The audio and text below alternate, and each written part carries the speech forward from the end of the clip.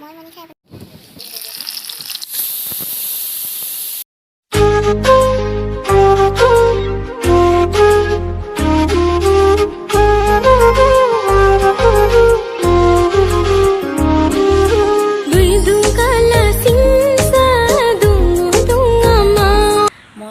আপোনালোক সকলোকে মোৰ আন এটি ব্লগলৈ স্বাগতম জনাইছোঁ। আশা কৰোঁ সকলো ভালেই আছে। তো আজি মই এটা বস্তু বনাবলৈ লৈছোঁ, যিটো আজিলৈকে মই বনোৱা নাই কিন্তু খাই আহিছোঁ, আৰু সেইটো হৈছে গাহৰি মাংস।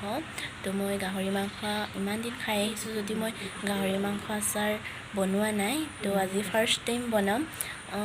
সকলোৱে বনাব জানে, তথাপিও মই কিদৰে বনাওঁ সেইখিনি আপোনালোকক অকণমান দেখুৱাম বুলি ভাবিলোঁ, কাৰণ সকলোৰে বনোৱা একেই নহয়। তো চাই যাওক, ভিডিঅ'টো স্কিপ নকৰি শেষৰলৈকে। আৰু আজি মই বহুত কিবা কিবি বনাম, তো বলক তেনেহ'লে। আৰু এতিয়া মই মাংসখিনি সৰু সৰুকৈ কাটি ল'ম। আৰু মই মাংসখিনি আচাৰ বনোৱাৰ আগত বইল কৰি দুদিনমান শুকুৱাই লৈছিলোঁ, জুইৰ তাপতে শুকুৱাইছিলোঁ। আৰু আপোনালোকে যদি ইচ্ছা কৰে তেনেহ'লে ৰ'দতো শুকুৱাই ল'ব পাৰে।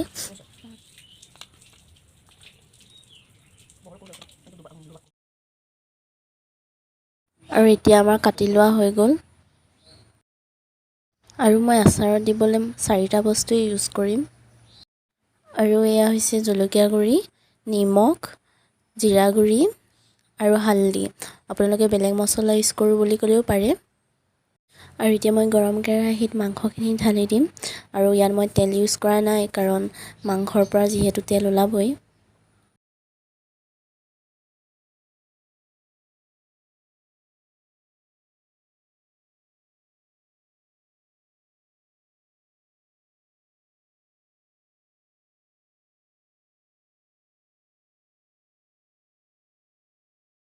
আৰু এতিয়া চাওক, এইফালে লাহে লাহে তেল ওলোৱা আৰম্ভ হৈ গৈছে।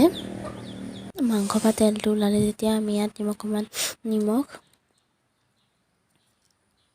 আৰু দিম ইয়াত অকণমান হালধি। তাৰপাছত দিম অকণমান জলকীয়া গুড়ি, আৰু এতিয়া দিম শেষত জিৰা গুড়ি। আৰু ভালদৰে এতিয়া মিক্স কৰি ল'ম।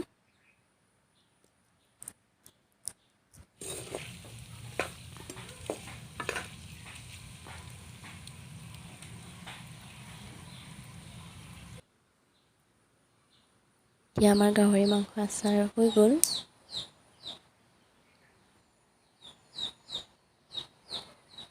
আৰু এইখিনি মই এতিয়া অকণমান ঠাণ্ডা হ'বলৈ ৰখি দিম।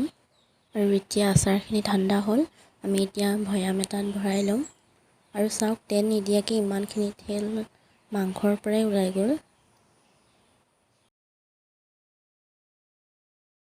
আমাৰ গাহৰি মাংস আচাৰ ৰেডি হৈ গ'ল। বনাই হৈ গ'ল। এতিয়া বহুত গৰম পৰিছে, সেইকাৰণে অকণ বহি লৈছোঁ।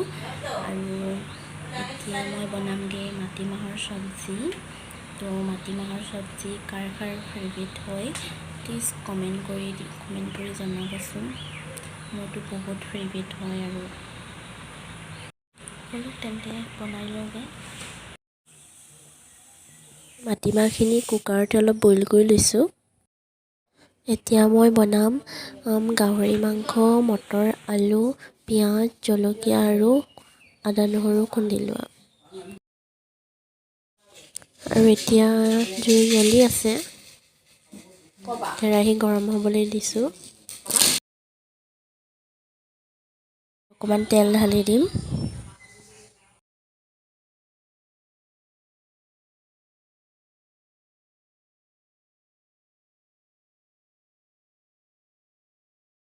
তেল গৰম হৈ গ'ল। এতিয়া মই ইয়াত পিঁয়াজ দি দিম, যিখিনি আমি কাটি লৈছিলোঁ।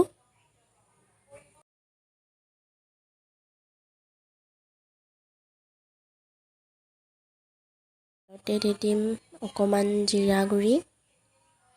আৰু এতিয়া মাংসখিনি ইয়াত দি ভালদৰে লৰাই দিম।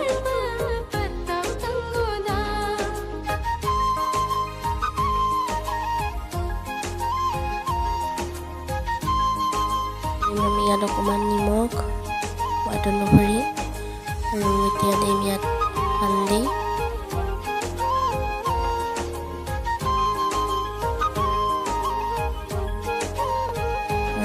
জলকীয়া গুড়ি,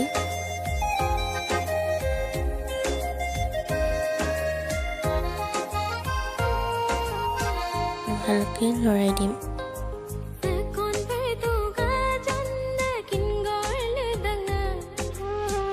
আৰু এতিয়া দিম আমি ইয়াত জলকীয়া আৰু আদা নহৰু খুন্দি লোৱাখিনি।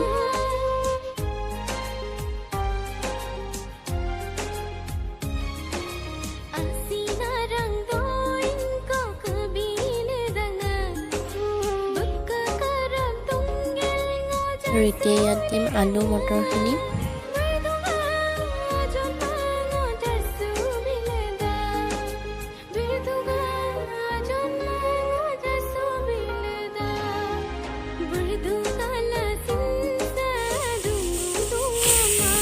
আৰু এতিয়া কুকাৰত দিয়া মাটিমাহ হৈ গৈছে, এইটো লাষ্ট চিটি মাৰিছে।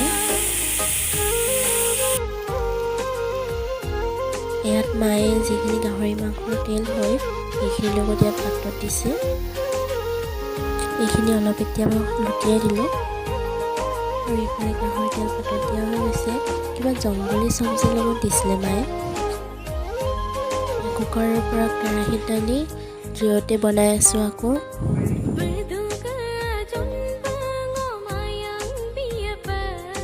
এই হৈছেগৈ আৰু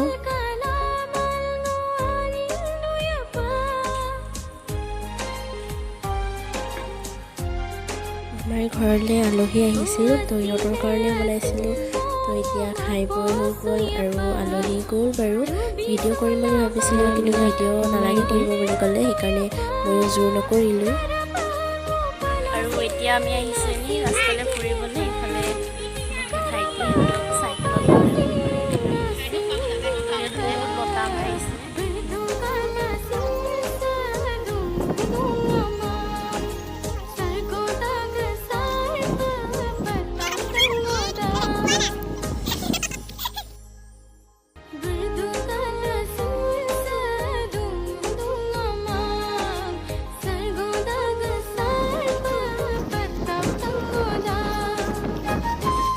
আবেলি সময়ত খোজ